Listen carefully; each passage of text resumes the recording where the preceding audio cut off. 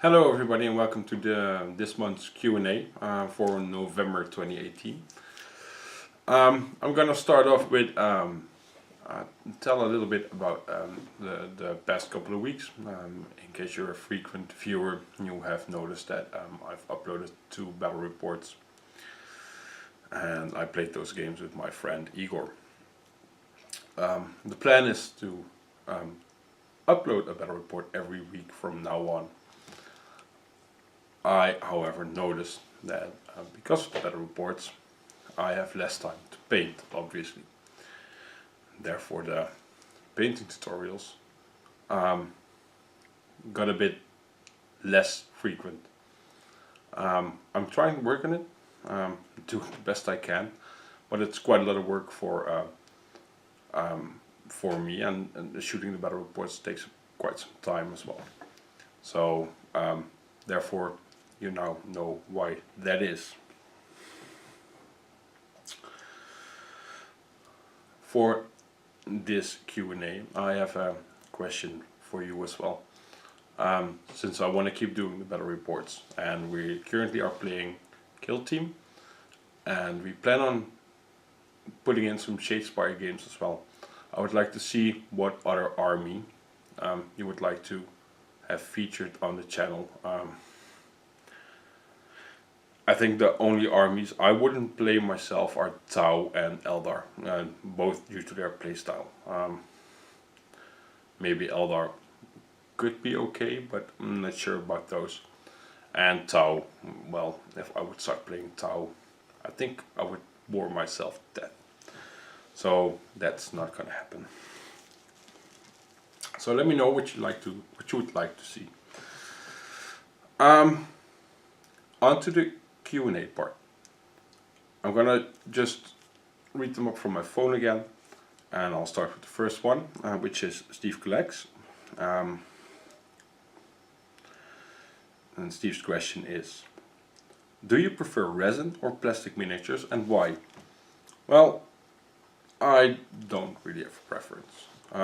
Quite simple. Once you get comfortable using the material, it doesn't really matter anymore.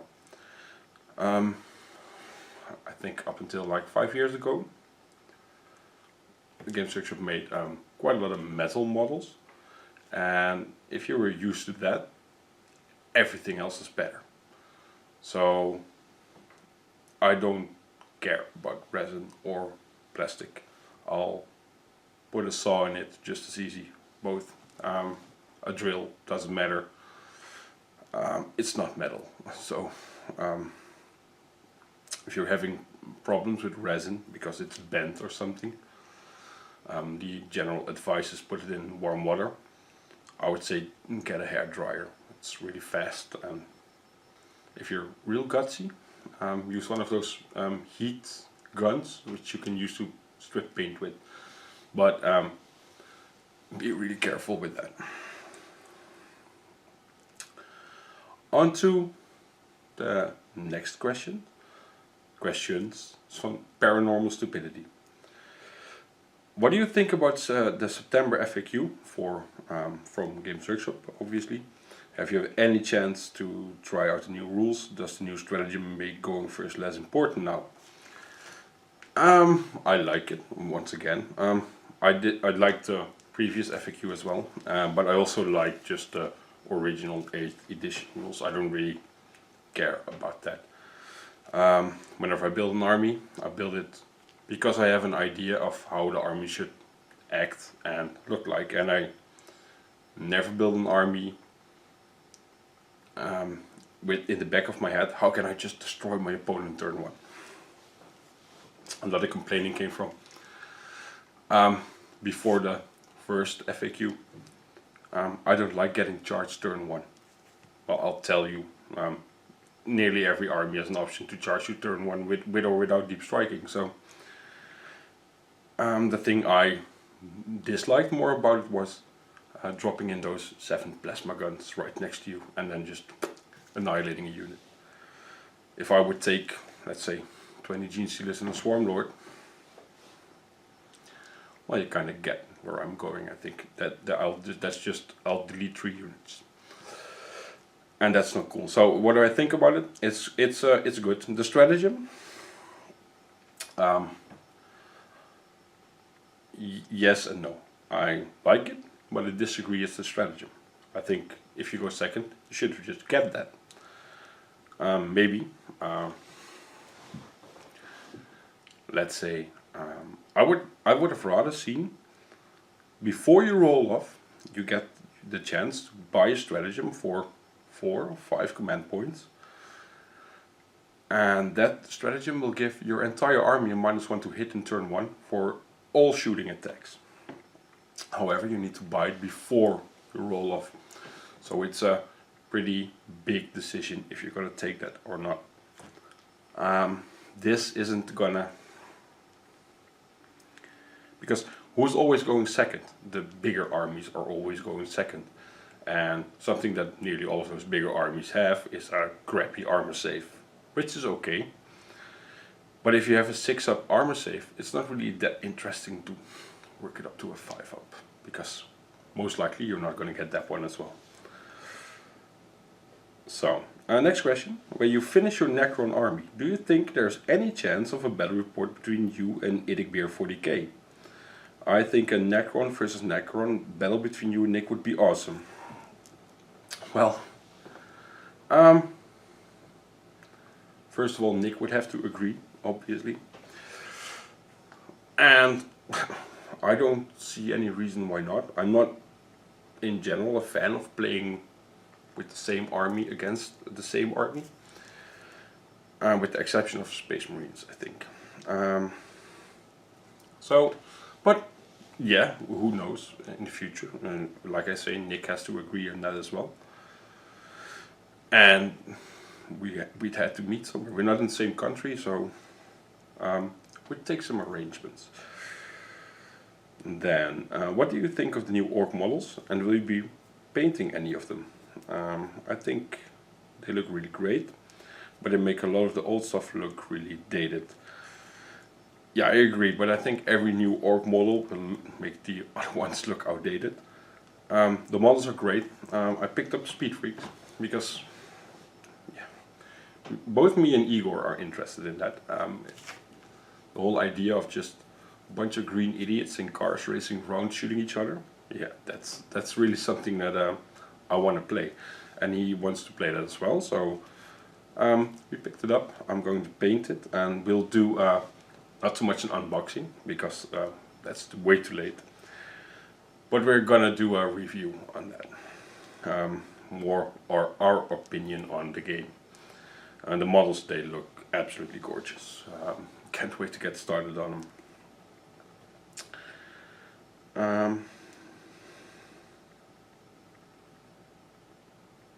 Yeah, okay, then next to Ozephus.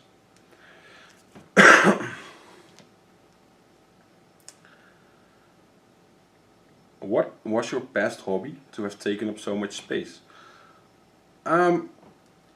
Back, we're talking, I think I was around 16.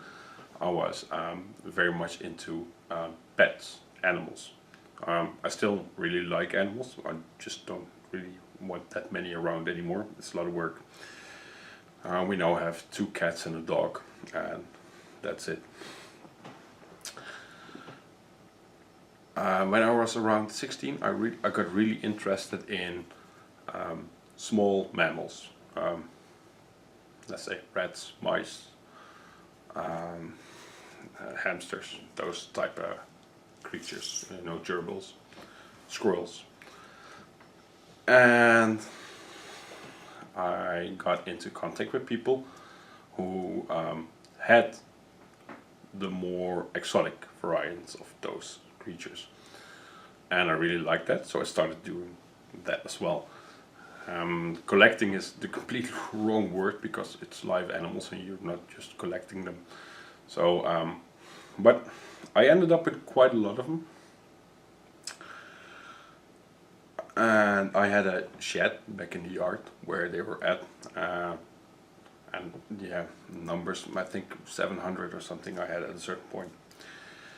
So, therefore, they took up a lot of space, and we're talking mice this big. I had some squirrels and ferrets and stuff like that.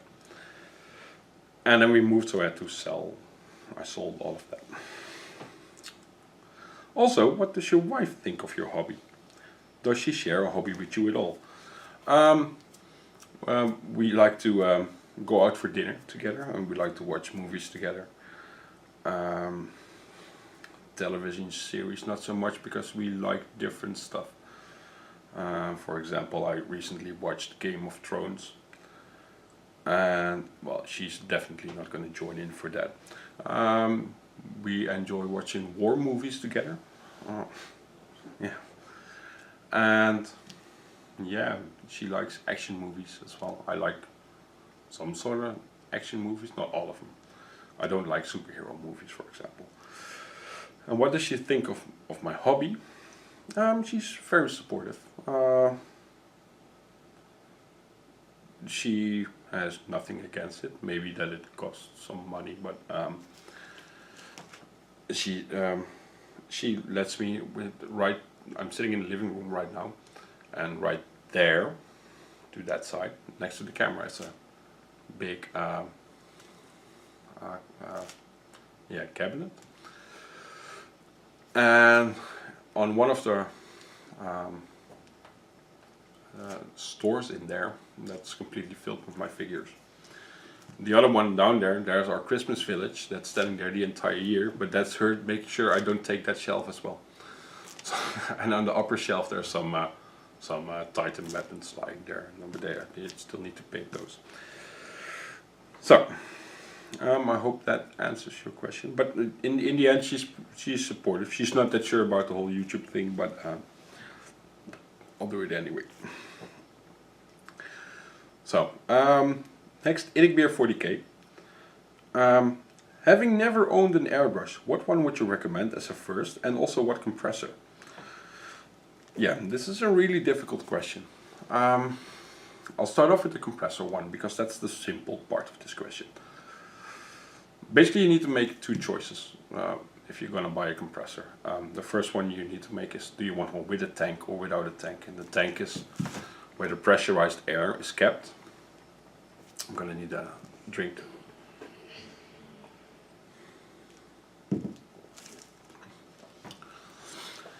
I would advise to take one with a tank.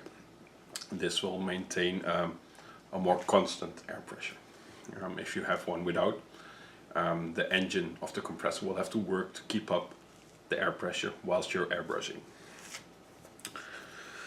And then the other choice you need to make is, do you want one that's silent or one that sounds like a running car? Then again, that's up to you. I have a silent one because I have kids that they need to sleep in the evening, and I want to paint in the evening, so that's basically it as far as the compressor goes. As far as the airbrush goes, this is a bit more difficult. First of all, it's completely depending on what you want from it. Let's start with, if you just want to use it to prime your models, you live in the United Kingdom, you have a lot of rain, and you want to be able to do that inside, any airbrush is good. If you go to eBay and buy a cheap one, I always call those things just your spray can in which you can choose which color to spray through. So if that's what you're looking for, that's your friend. Otherwise, I would recommend you look somebody up who has an airbrush and try and use that person's airbrush, or follow a workshop or course where you get to use different types. I would recommend a Harder & Steenbeck probably. They're easy to use, they're plug and play. You can't break a lot of parts on it because they don't have a lot of parts. And then especially an Evolution or an Infinity. They are, in what you can do with it, pretty much the same. It's just your preference, what you like. I think now the Infinity has a couple more options on the outside of the machine where you can turn the amount of air pressure coming in, and yeah, I don't really know if you need that, because you can just change that on your compressor as well if you want to. Another good brand is Iwata. They start with a good machine starts a bit cheaper than the harder Steenbeck, I think.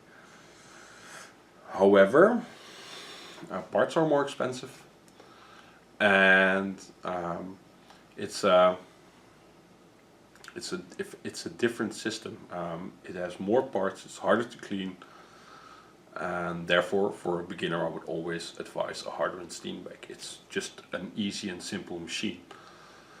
I started out with, I don't know, I started out with one from eBay, just a crap thing, just to get the feel of it. And then I moved on to Grex. I don't even know if it's still available. Until I destroyed it. Accidentally, by the way, not on purpose. And then I bought a harder Steenbeck. You also have to take in mind that airbrushing takes practice just as much as it takes practice to paint with a regular brush. And it's a completely different approach. If you airbrush the same color that you would apply with a regular brush, you will end up with a different result.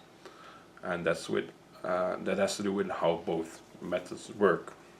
So therefore I would advise to take a course or a workshop first, where you get to use at least one or two different airbrushes, so you feel more comfortable using it, and you already know a little bit about how to use it. Instead of, yeah, I see a lot of people who buy an airbrush, and they buy an expensive airbrush, and then it just sits there and it acts like a freaking spray can, which is a complete waste of money. You can go up to, I think, for a complete set with a compressor, you could just easily spend €1,000, and then you bought something where you can't work with. So again, I would stick to the harder Steenbeck, either Evolution or Infinity. You could buy a 2-in-1. This is an airbrush which comes with different nozzles and needles that you can change. And the best size to start with is a 0.4 millimeter. And if you buy a 2-in-1, you can get it with a 0.4 and a 0.2. 0.2 is far more precise. Again, this is a difficult question to answer, so I hope I sort of like answered your question, Nick. And again, I would recommend following our course or workshop first, and then go on, so that you know what you want from the airbrush and you understand how it works. I can advise you, like, buy an Iwata custom Micron and buy that compressor and set you back 800, 900 euros, and then you can't do anything with it. So you're better off trying some cheaper stuff first and see if you actually like using it, and take a course and learn how to use it, and then move on to a better equipment. Actually, I think that is what I would advise. So I hope you like. I hope I answered your question. That ends the Q&A for this month. Put your next questions down below for next month's Q&A, and don't forget to tell me what army or faction you would like to see, especially for Kill Team or Shadespire on the channel. Thanks for watching, and see you next time. Bye bye.